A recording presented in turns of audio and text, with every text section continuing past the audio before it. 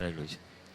Dios les bendiga, mis amados hermanos, nuevamente junto a ustedes para poder concentrarnos en la enseñanza de la palabra. Les invito a abrir sus Biblias, carta a los Romanos, capítulo número 1. Carta a los Romanos, capítulo 1, vamos a concentrarnos en un solo versículo, esto es en el verso número 17. Romanos, capítulo 1, verso número 17. ¿Lo tenemos todos? Sí, y leemos la palabra del Señor, lo hacemos en el nombre del Padre, sí, del Hijo y del Espíritu Santo.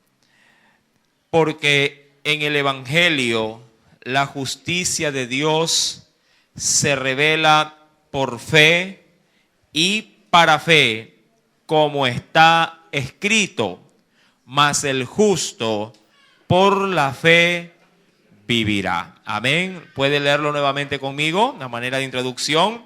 Porque en el Evangelio la justicia de Dios se revela por fe y para fe, como está escrito, mas el justo por la fe vivirá. Amén. Incline su rostro y hagamos una oración. Padre celestial, en el nombre de Cristo Jesús, gracias por la oportunidad que tú siempre nos brindas al estar aquí, primeramente en tu casa. Gracias, oh Dios, porque dispones siempre un tiempo para podernos, oh Dios, acercar a tus atrios y de esa manera aprender de esta tu palabra. Ayúdanos en esta noche a entenderla, a asimilarla y, claro que sí, a ponerla por obra. De esta manera, oh Dios, tu pueblo será edificado.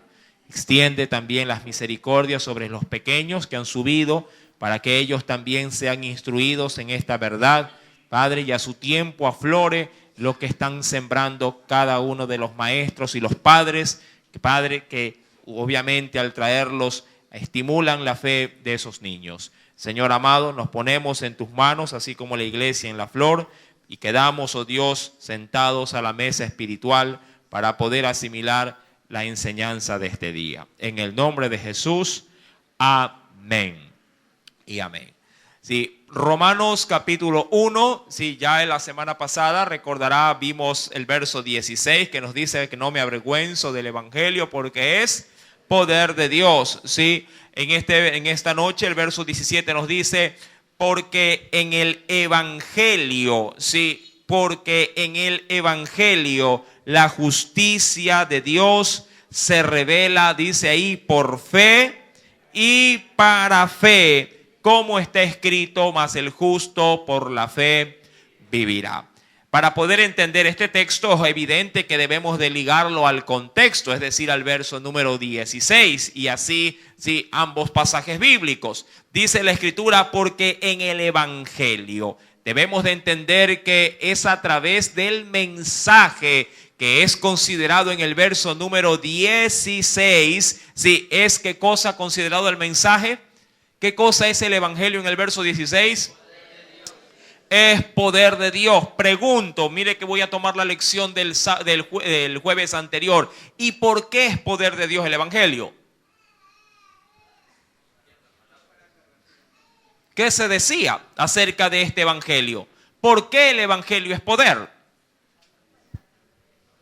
Revise sus notas para aquellos que la han traído o recuerde la enseñanza pasada. Recuerde que esto se desprende del versículo número 16. El estudio del verso 17 se desprende del verso número 16. ¿Acaso no decíamos que el Evangelio es poder porque no solamente se anuncian buenas nuevas, sino porque a través de esa palabra, de ese mensaje, se puede destruir, sí, a través de esa palabra, el mal que hay en nuestro ser? Recordará usted, allá me recuerdo en el libro de Jeremías, que compara la Biblia, sí, cual martillo. La palabra de Dios la compara cual martillo que parte la roca, hablando de la dureza del corazón, parte la roca en dos. Mi amado hermano, el Evangelio es poder porque liberta, es poder porque deshace el mal del hombre. Es a través de la palabra y el redarguir que ella produce en el hombre que nos convierte a Cristo. Siendo insensatos nos hace sensatos, siendo insensibles nos hace sensibles, siendo necios nos hace sabios. El Evangelio tiene poder y es poder. Amén. Mira que debes de tener muy clara esta parte para entender el verso 17. Recordará que la carta a los romanos, como la carta a los hebreos, es alimento sólido ¿para quién?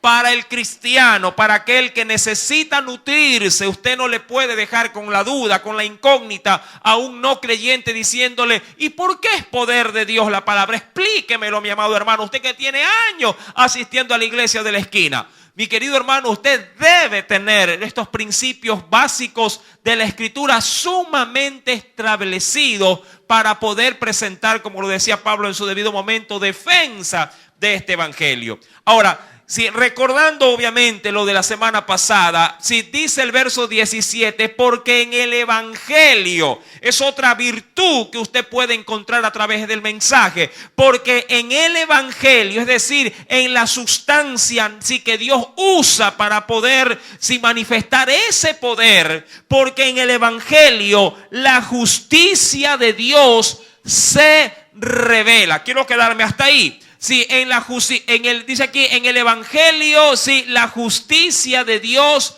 se revela. Ahora, ¿qué podríamos entender en este aspecto del verso 17? Lo primero que hay que hacer es que definir qué es la justicia. Si usted tiene algún conocimiento vago de lo que es la justicia, y claro, esto se lo puede analizar bajo diferentes marcos. No es lo mismo ver el término justicia en función de la óptica humana como la justicia en función de la óptica divina.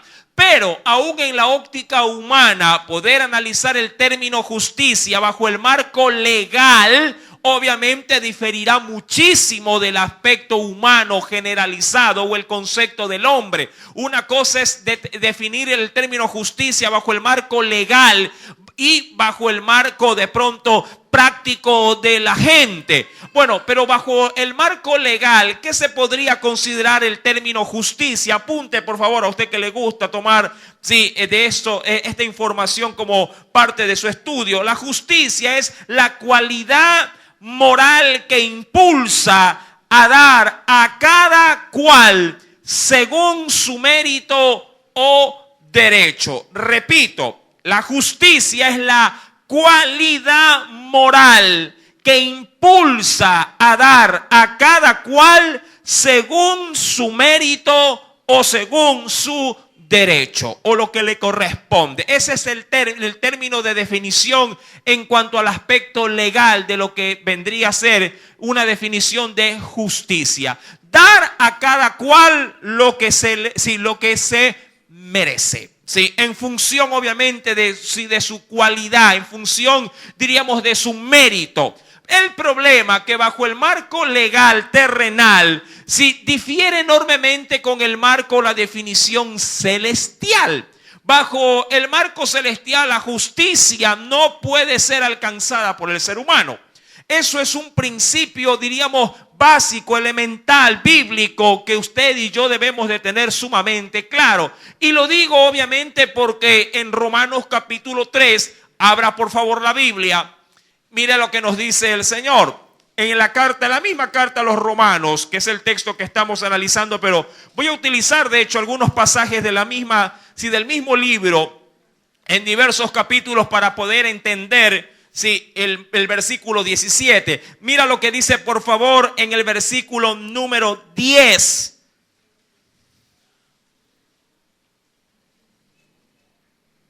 Romanos capítulo 3, verso 10. Bajo el marco legal, recuerda que la justicia, humanamente hablando, es la cualidad moral que impulsa para dar a cada quien lo que se merece, ¿sí? Su mérito. Verso 10, ¿qué nos dice? Como está escrito, no hay justo, dice la Escritura. No hay justo. No es que no haya justicia, pero no hay justo ni aún uno.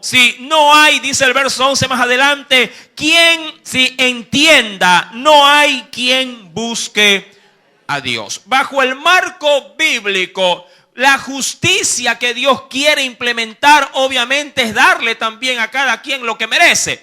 Mas sin embargo, la Biblia Dios cuando busca en la tierra, al querer encontrar gente que por mérito, alcance su gracia, su favor, la Biblia dice que no encuentra no encuentra a nadie. No encuentra a ninguno.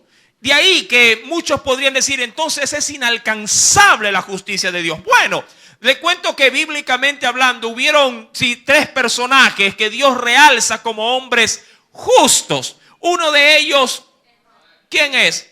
Noé. Otro es Job y otro es Daniel. Pero esa justicia, si usted rebusca un poco entre la Biblia, va ligada a lo que dice el texto de Romanos 1, verso 17. Porque algo semejante también le pasó a Abraham. Abraham, mi querido hermano, no era justo, pero la Biblia dice que lo fue en base a la declaración del verso 17. Recuerda que, volvamos por favor al texto de la Escritura. Versículo número 17, porque en el evangelio la justicia de Dios, ya sabemos a lo que se refiere, ¿verdad? Es decir, a dar a cada quien lo que se merece, ¿sí? Porque en el evangelio la justicia de Dios se revela. Este término significa se da a conocer o se manifiesta. ¿Sí? Estoy utilizando sinónimos tan solo para la comprensión del texto. Se da a conocer o se revela o se manifiesta, pero se lo hace bajo esta condición. Por fe. Por fe. La justicia que Dios manifiesta, mi querido hermano, a través del mensaje del evangelio, el cual se entiende en el verso 16 que es considerado poder de Dios. Mira que viene ligado estrechamente lo uno de lo otro. Se da a conocer solo bajo el aspecto de la fe. Solo bajo el aspecto de la fe. ¿Qué implica? Eso es más o menos como querer ir delante de un juez, obviamente siendo llamado porque he cometido algo ilícito, y querer pensar o decir dentro de mí, no importa si el juez me juzga, yo sé que voy a ser inocente. Pero debo de entender que estoy ahí no por ser inocente, sino porque soy culpable. Me han llamado, pero no porque soy inocente, me llamaron porque soy culpable. Pero tengo una certeza de que voy a salir absuelto, de que voy a salir inocente. Dirá usted, ¿estoy bien o estoy mal? Terrenalmente hablando, mal. Pero si lo cambio a la esfera espiritual, ¿estoy bien o estoy mal? Estoy mal.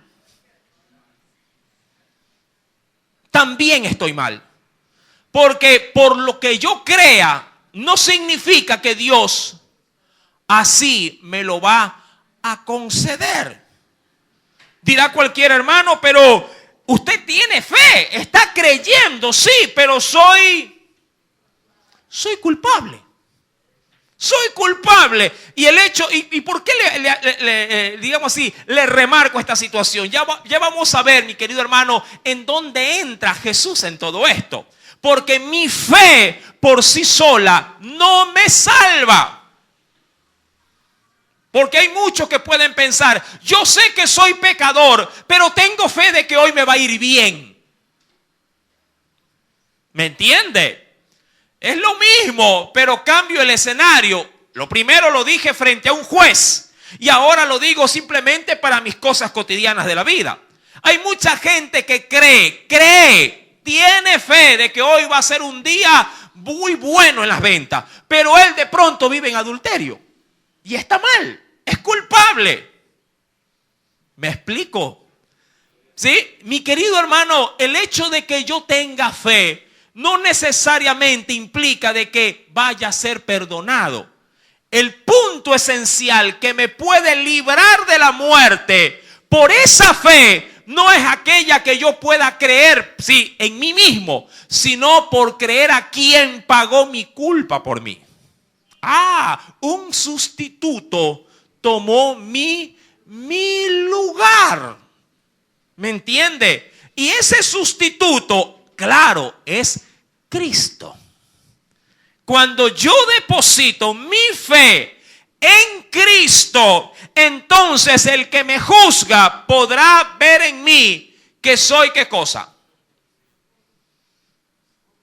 ¿Qué cosa? Inocente. Justo solo hay uno, Cristo.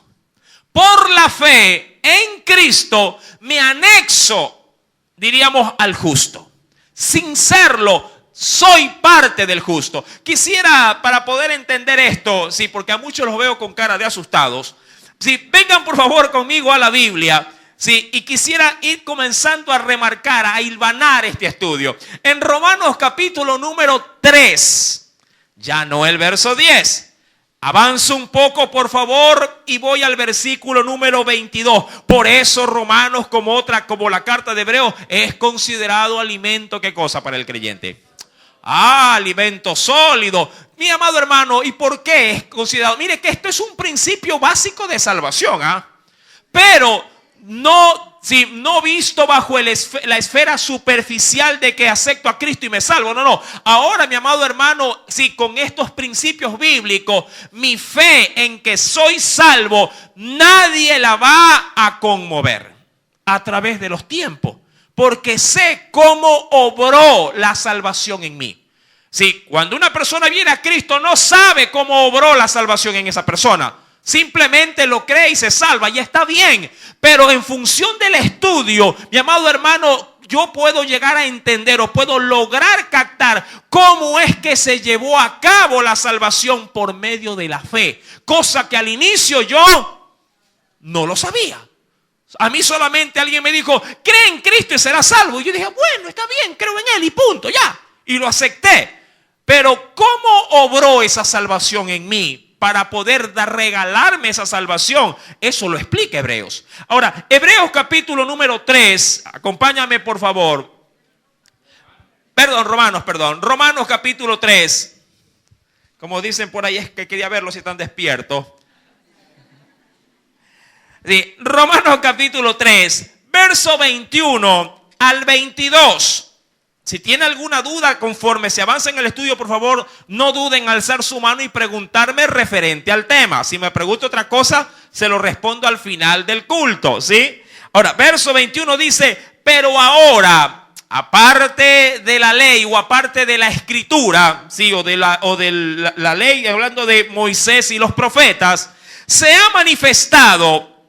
Ojo, mira que está utilizando el mismo término de Romanos 1:17. Se ha manifestado, es decir, se ha dado a conocer. ¿Qué cosa se ha dado a conocer? La justicia de Dios. ¿Qué significa justicia?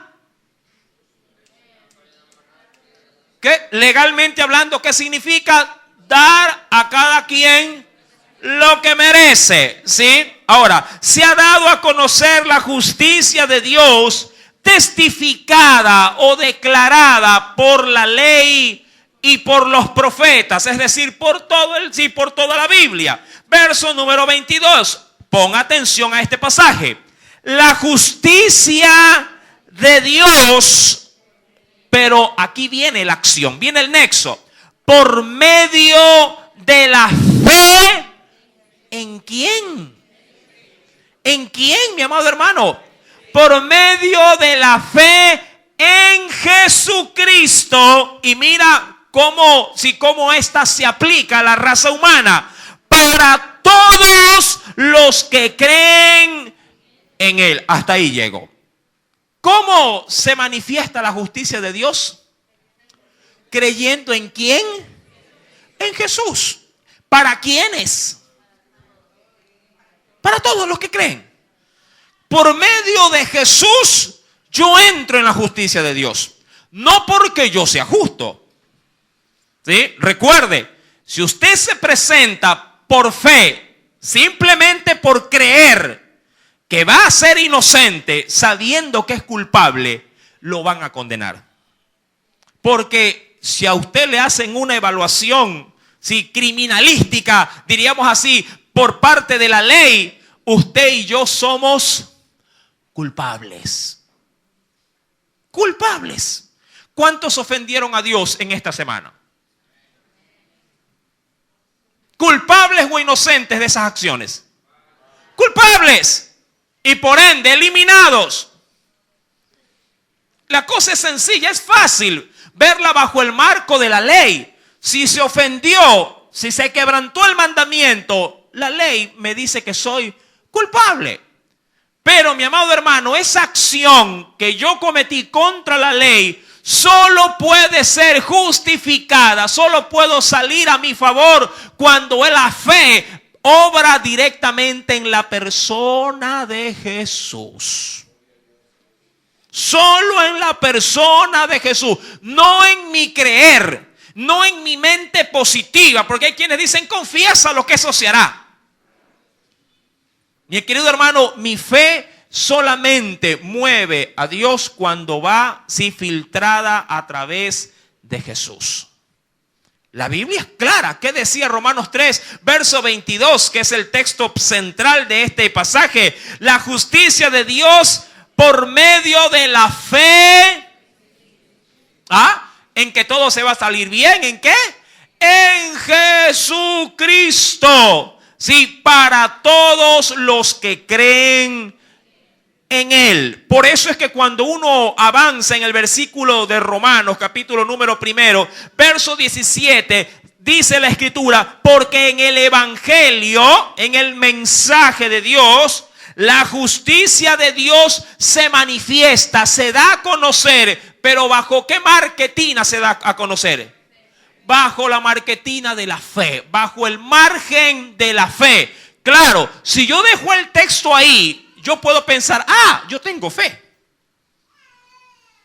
Romanos 3:22 dice qué clase de fe o a dónde debe de estar mi fe. En Jesucristo. Si mi fe no está en Él, automáticamente mi justicia me condena. Mi justicia me condena. Porque yo debo de saber que soy 100% culpable. ¿Sí me entiende, mi querido hermano?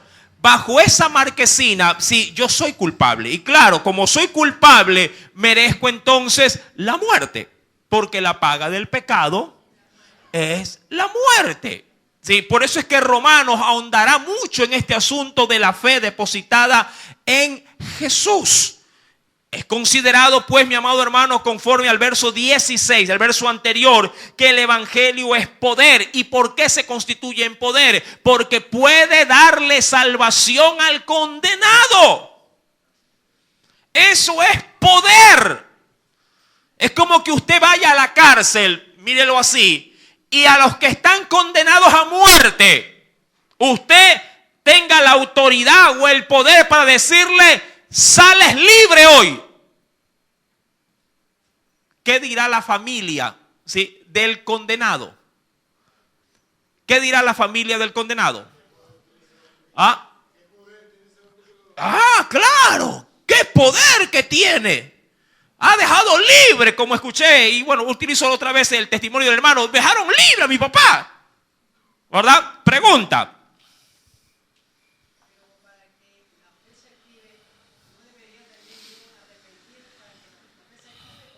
Ya. Pregunto, ¿la fe de quién procede? Bíblicamente hablando. La Biblia es clara, le cuento. La Biblia dice que no es de todos la fe. No es de todos. Es evidente, mi amado hermano, que cuando se habla de salvación, no proviene del hombre. La salvación no proviene del hombre. La salvación se gesta en Dios. Y como se gesta en Dios, es evidente que el fruto de esa salvación que se gesta en Dios nace de Él para el hombre. Recordando que es el Espíritu el que redarguye al hombre. ¿De qué? De pecado. Yo no puedo decir me salvé porque tuve fe. No. Alguien tuvo que hacer nacer en mí esa fe. Porque yo necesariamente, yo como hombre, yo no tengo fe. Por eso es que Jesús luego le dirá a sus discípulos, si cuando estos le piden, ¿qué cosa le piden a ellos? Señor, aumentanos, ¿qué le dice él? Claro, no se refería a la fe salvadora. La pregunta va para la fe salvadora, pero quiero rescatarle solamente el ejemplo. Jesús le dice, ¿cómo es posible que si ustedes pidan fe? Porque si la tuvieran, moverían montañas. Le dirían a esta, arráncate de aquí y siémbrate en el mar y os obedecería. El problema es que esa fe no viene del hombre, viene o procede de Dios.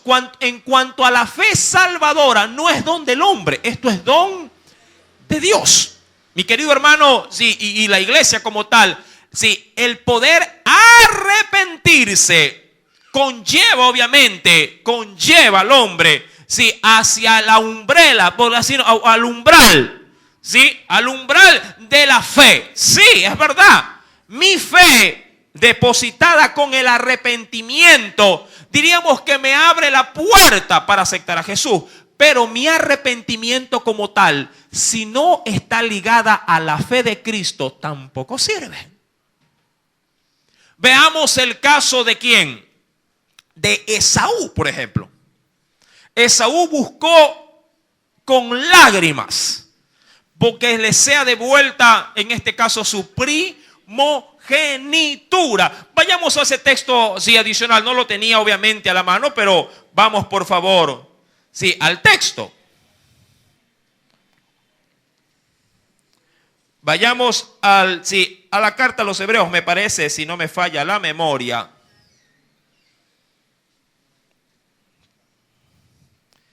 Vayamos al Nuevo Testamento. Hebreos, capítulo número 12, verso número 17.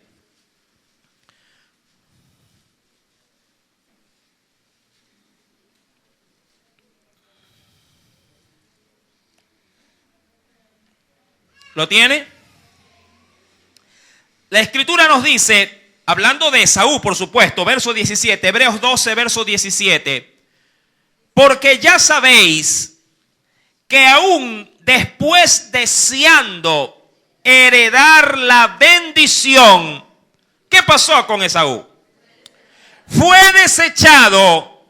Y esto es lo increíble, de pronto difícil de asimilar, y no hubo oportunidad. Ojo, no hubo oportunidad. Yo le pregunto, sobre todo antes de seguir leyendo, el creyente tiene diríamos que tiene este dicho, o tiene este eslogan: mientras hay vida, hermano, hay esperanza. Y muchos obviamente la utilizan sobre todo para aquellos moribundos que de pronto están en agonía o están gravemente en un hospital. Y claro, el creyente o el pariente creyente está aferrado a que mientras hay vida, este hombre tiene la esperanza de ser, ¿qué cosa?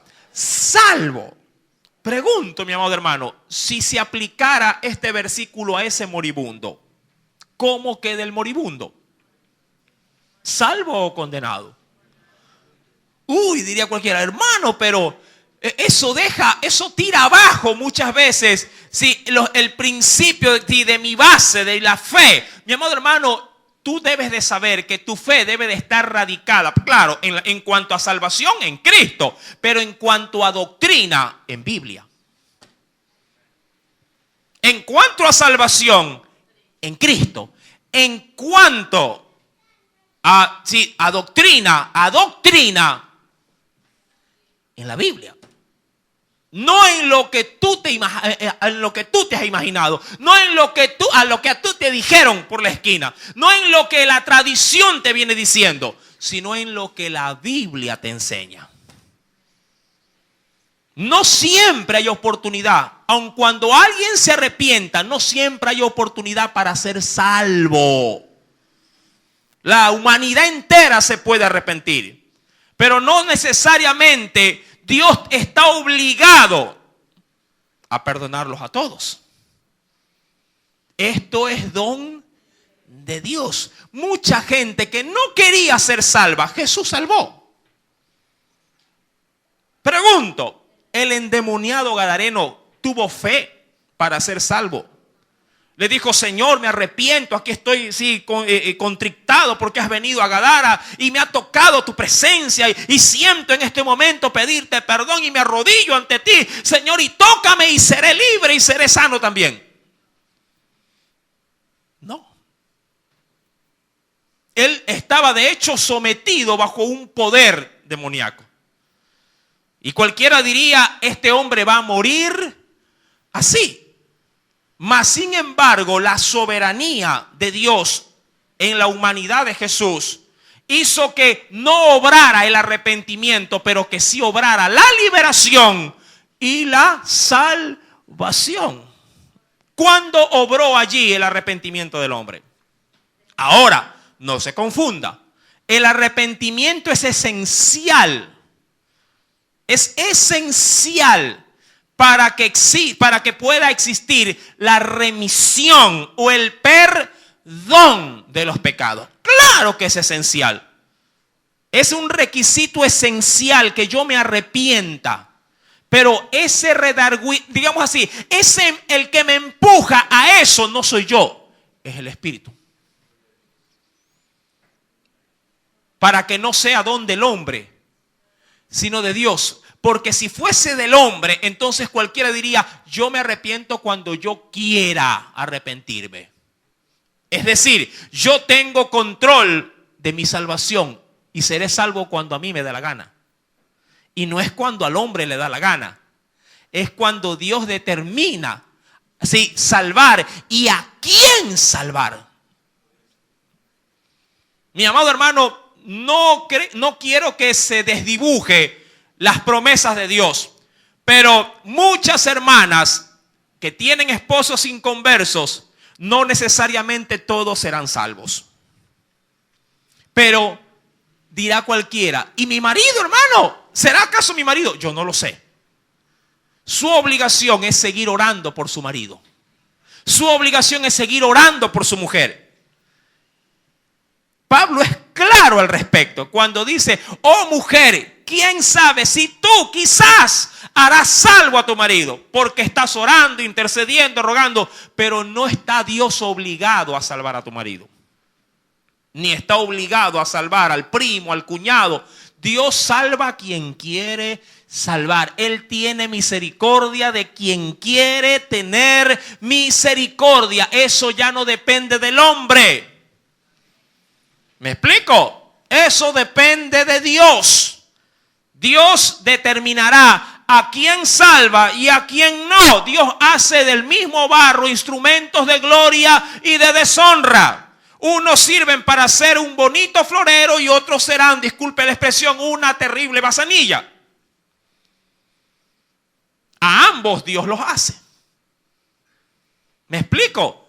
Ambos sirven, uno para usos honrosos y otro para usos viles. Romanos es alimento sólido. Muchos me están mirando y me dicen, ay hermano, me está removiendo el piso. No, la doctrina, esto es alimento sólido para el creyente maduro. Así de sencillo. Pregunta con respecto al tema. Ya.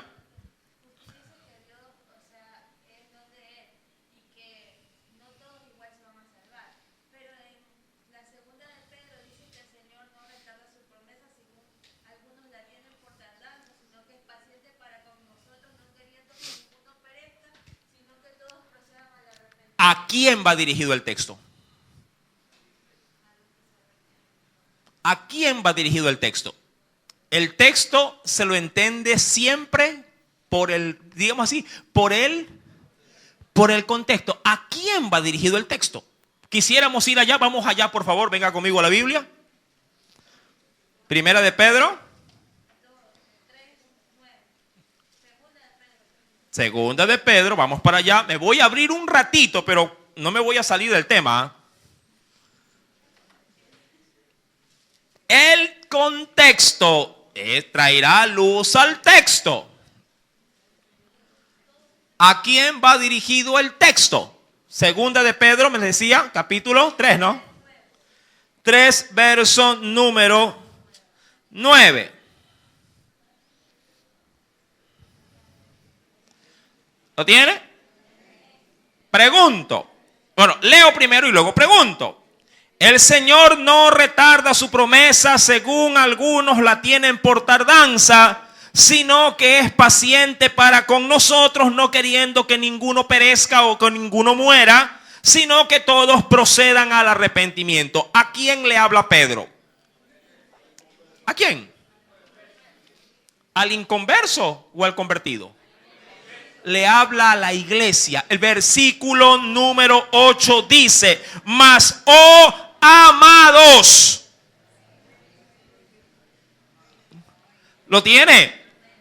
No ignoréis esto. Le está hablando acerca de la promesa de qué. ¿De qué le está hablando? ¿De qué promesa? Del rapto de la iglesia.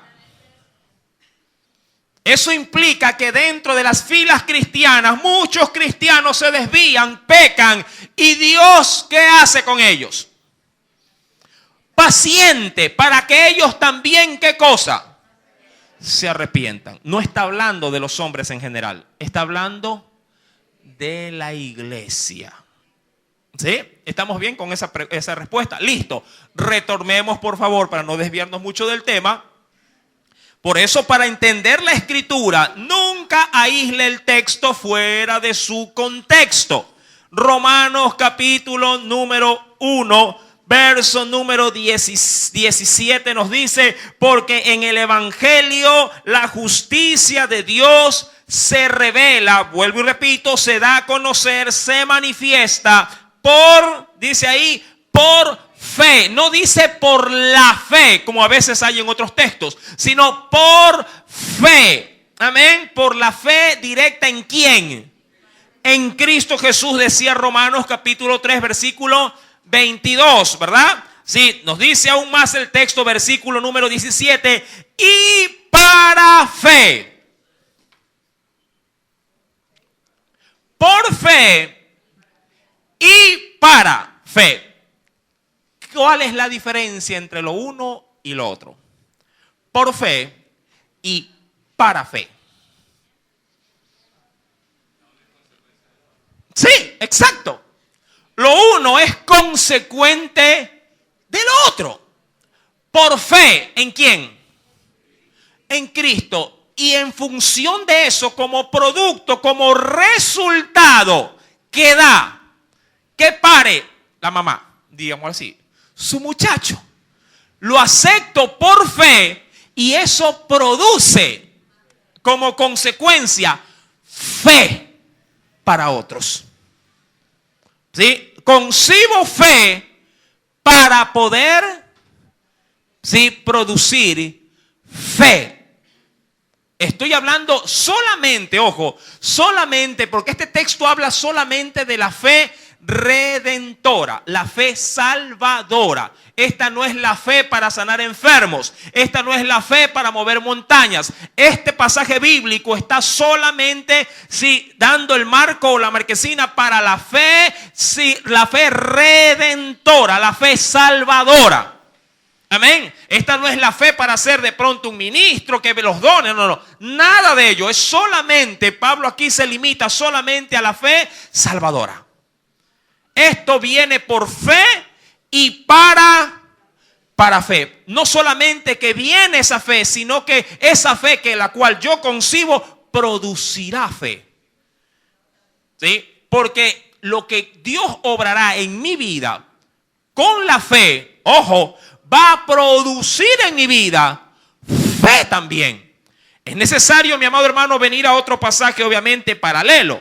Acompáñeme, mi querido hermano. Sí, venga conmigo en Romanos capítulo 3, pero voy a avanzar unos versículos más adelante. Verso 25 y versículo número 26. Luego iré a Romanos 4, verso 5 también. ¿Lo tiene? Romanos capítulo 3, hace un momento habíamos leído el versículo 22, ¿se recuerda? Sí, que decía la justicia de Dios por medio de la fe en Jesucristo para todos los que creen. Sí, avanzo el versículo número 25, dice el Señor, a quien Dios puso, está hablando de su Hijo, a quien Dios puso como propiciación por medio de la fe, y aquí es hasta mucho más específico, de la fe en Cristo. Ojo, hay que depositar de la fe en Cristo, hay que depositarla sobre todo en una acción de Él. Y mire, esto es importante, porque allá afuera me identifico cuando estábamos en el mundo, no decía, yo creo en Jesús. ¿Cuántos podían decir eso antes de conocer verdaderamente al Cristo de la gloria? Yo creo que todos. Pero en este caso en particular, sí, el apóstol Pablo, guiado por el Espíritu Santo, dice, sí, hay que creer en Él, pero hay que creer en Él en el sacrificio que realizó. O sea, cree en Él, pero no necesariamente es decir, en su personalidad, sino en lo que Él hizo por ti.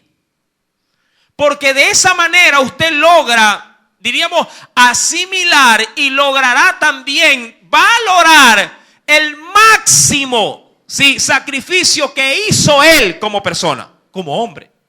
La cruz, la cual está tipificada en el derramamiento de su sangre. Romanos 3, verso número 25 dice, a quien Dios puso como propiciación por medio de la fe en su sangre, para dar a conocer, para manifestar su justicia. ¿Qué cosa era la justicia antes de seguir leyendo? Darle al hombre, a cada cual lo que se merece. Y claro, cuando uno se escuda bajo la sangre de Jesús, uno solamente puede merecer ¿qué cosa? De ese Dios justo y juez. ¿Qué cosa? Perdón.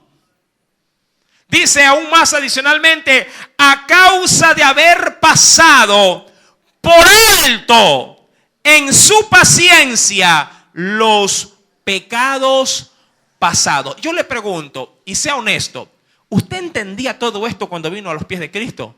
No. No lo entendía, pero por la fe lo aceptaba. ¿Verdad? Usted dirá, yo no entiendo cómo se llevó esto a cabo, pero simplemente sé que soy salvo. Y eso es suficiente.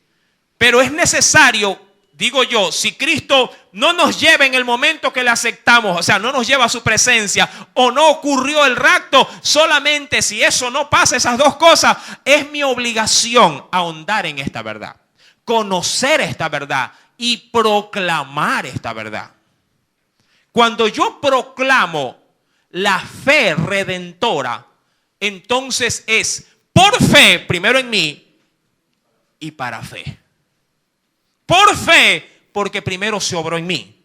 Para fe, porque a través de mí, este sacrificio tiene que ser conocido a los demás, o para los demás. Dice la Escritura en el versículo número 26, con la mira, ¿sí? O con la, diríamos, como cuando utilizan esos rifles con mira telescópica, ¿verdad? Que son como un apuntador. ¿Con la mira de qué? De manifestar en este tiempo, y eso es labor suya y mía, aquí está el para fe. Con la mira de manifestar en este tiempo su justicia, ¿sí? A fin de que Él sea el justo y el que justifica al que es de la fe. Eso es y para fe. Dar o manifestar a otros la justicia de ¿quién? De Jesús. Mi querido hermano, es evidente que la misma carta de Romanos se explica a sí mismo. Claro, si uno aísla o de pronto no estudia el contexto de la carta, posiblemente al leerlo le queden muchas interrogantes. Pero no es tan difícil cuando uno se dispone con mente abierta a recibir y aceptar la palabra tal cual ella, diríamos así, vierte en nosotros con esa sencillez y al mismo tiempo claridad. Cuando la Biblia o cuando pasajes como estos se nos hacen un poco difíciles de digerir, cuando venimos a la Escritura ya con prejuicios de ella, o ya con conceptos o predefiniciones que allá afuera el mundo me dio, o de pronto iglesias que con mala doctrina me explicaron la Biblia conforme a lo que ellos creían que decía. Usted reconoce que la Escritura no debe ser de interpretación privada. Mucha gente dice, es que allá me explicaron así, acá me explicaron así, acá me dijeron esto, acá me dijeron lo otro. Hermano, estoy confundido. ¿De dónde nace la confusión? muchas veces de la ignorancia de la Escritura. ¿Sí? Por eso es que el pueblo pereció, porque le faltó conocimiento. Cuando uno tiene, sí, ligado a su fe, tiene el conocimiento, amado hermano, su salvación se mantiene intacta, venga quien venga. Podrán venir testigos de Jehová, podrán venir luteranos, podrán venir, mi amado hermano, si digo yo, si de pronto de salvo siempre salvo, adventista, mormones. Si usted ha creído y a su fe le ha añadido conocimiento, nadie le removerá la piedra de fundamento. Nadie. Usted sabe que 2 más 2 es 4 y punto. No que es 3.99. Ahí es donde nace la confusión. Mi querido hermano, sí, para poder depositar un texto adicional, a fin de respaldar lo que Romanos 1, verso 17 nos está, a través de su Santo Espíritu nos está enseñando. Dice Romanos capítulo 4, verso 5. Antes de leerlo, volvamos por favor, antes de leerlo, Romanos 4, verso 5, téngalo abierto. ¿Sí? Romanos capítulo 4, verso 5. Eso téngalo abierto.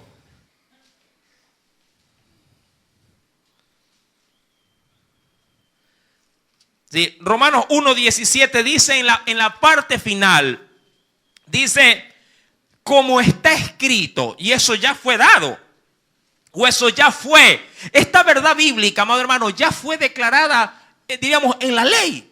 La pregunta es, ¿quién entendía esa palabra? Yo le pregunto, y sea honesto en esto. Cuando Cristo no aparece todavía en el escenario de la salvación y le dicen al hombre, mas el justo por la fe vivirá. Pregunto, ¿quién podría entender el texto? ¿Quién podría entender? Ninguno. Nadie. Porque estaba fuera del protagonismo de la salvación el más importante. Porque sin Redentor, ¿cómo entonces poder creer y cómo poder ser salvo y cómo poder ser ante Dios exento de su justicia? Imposible. Por eso es que ellos tuvieron que ver todo esto solo como una sombra, dice la Escritura. Lo vieron como puesto un velo. Que solamente dice la Biblia, cuando se conviertan al Señor, el velo será quitado. Ahora, el justo por la fe vivirá. Claro, entiendo yo y entiende usted ahora que ese justo ha pasado por el proceso del verso 16 y 17. ¿Cuál es el proceso? Aceptar el evangelio como ese poder que anuncia que a través de Cristo, es decir, el derramamiento de su cuerpo, de su sangre en la cruz, me hizo a mí exento de pecado. Me hizo a mí limpio y me declaró inocente ante el tribunal de Dios. Depositando mi fe en Él, obviamente voy a vivir. Cuando dice el justo, ya no lo dice en función de lo que yo pueda haber hecho en mi vida, sino en el justificativo que Dios me dio a través de la sangre de su Hijo. Y en función de eso, un justo por esa fe, no por cualquier fe, por la fe que decía más adelante en Romanos capítulo 3, versos 25-26, que decía, ¿por la fe en qué? En la sangre de Cristo. Entonces voy a obtener ¿qué cosa en consecuencia? Vida. Romanos capítulo número 4, queriendo dar este verso final de referencia, dice el texto, desde el verso 4 voy a leer, considerando el contexto, Romanos 4, versos 4 al 5, pero al que obra, ¿sí? Está dando simplemente una analogía, un ejemplo, pero al que obra no se le cuenta el salario como gracia. Es decir, cuando usted trabaja y al final del día del trabajo le pagan, pregunto, el que recibe el salario, ¿qué dice? Me pagaron por pura gracia nomás. Me pagaron gratis, me pagaron sin esforzarme. ¿Qué dice esa persona? Me pagaron por mi trabajo, por mi sudor, por mi esfuerzo. esfuerzo. Así dicen muchos en la casa. Esto que tú tienes en casa es porque yo me saqué el aire trabajando, ¿verdad? Sí, da la analogía. Dice, pero al que obra no se le cuenta el salario como gracia, sino como una deuda. Esto prepara el verso 5. Mas al que no obra, ¿quién no movió un dedo por ser salvo? A ver, pregunto. ¿Quién puede decir, hermano, yo me identifiqué con la cruz de Cristo? Si yo estuve ahí apoyándole, vamos Jesús, aguante ese último clavo, vamos. Nadie. ¿Quién obró para ser salvo? ¿Quién obró? ¿Quién hizo algo? Nadie. Dice, mas al que no obra, sino, y aquí está nuestra limitación, sino cree en aquel que justifica al impío. ¿Sí? Ya sabemos qué refiere con la justicia. Su fe. Pero debe decir, ojo, cuando dice su fe no es la mía, sino mi fe, pero depositada en qué. Ya usted ya lo sabe. Sí, su fe, ahí, solamente ahí, es contada por justicia. Eso mismo le pasó a Abraham. Abraham no fue el padre de la justicia, fue el padre de la fe, pero su fe le fue contada porque le creyó a Dios. Cada vez que un hombre, ¿sí?, deposita su fe en Jesús, es considerado justo porque le creyó a Dios, que a través de su Hijo es librado de la muerte y pasa a obtener la vida eterna. Por eso somos descendientes por la fe de ¿quién? Sí, de Abraham. Nos identificamos en ello. Dice la Escritura, mas al que no obra, sino cree en aquel que justifica al impío, su fe le es contada, dice ahí, por justicia. Dicho esto y queriendo concluir, leo por favor Romanos capítulo número 1. Sí, versículo número 17, lo vuelvo a leer. Dice la Escritura, porque en el Evangelio la justicia de Dios se revela por fe y para fe, como está escrito, mas el justo por la fe vivirá. Ahora, la incógnita para la siguiente semana. ¿Y qué hay de los que no creen? ¿Y qué hay de aquellos que no depositan la fe en Jesús? ¿Dónde quedan? Eso el apóstol Pablo en el verso 18 lo declarará abiertamente a la iglesia. Amén. Y espero que usted esté presente para saber qué pasa en aquellos que no depositan la fe en Jesús. Sí, el verso 18 lo declarará y lo abriremos, así mismo como lo hemos abierto el 17, para a través de la Escritura, a fin de entender también esta verdad escritural. Amén. Espero que el Señor no solamente te haya dado entendimiento, sino que te haya hecho, aumentar tu fe en Jesús. Amén. Y no olvides también de transferir esa fe a otros, para que lo que Dios hizo por ti, también lo haga por fe, en otros. Amén. Damos una fuerte ofrenda de aplauso a nuestro Dios. Oremos y demos gracias. Padre Celestial, en el nombre de Jesús, te agradezco infinitamente por las misericordias que usted derrama día a día sobre cada uno de nosotros. Bien lo decía la carta de Tito, allá en el capítulo número 3, en el versículo número 5.